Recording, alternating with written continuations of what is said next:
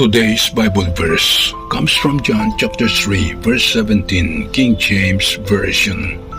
For God sent not his Son into the world to condemn the world, but that the world through him might be saved. John 3:17 states that God sent Jesus not to condemn or judge the world, but to save it, acting as a peaceful footnote to John 3:16. It highlights that Jesus' purpose was redemptive, not punitive, offering salvation to a world already under condemnation due to sin.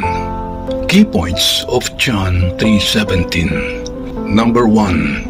Purpose is salvation, not condemnation. Jesus' first coming was to rescue humanity from the consequences of sin, not to pass final damning judgment. Number 2, a world already condemned.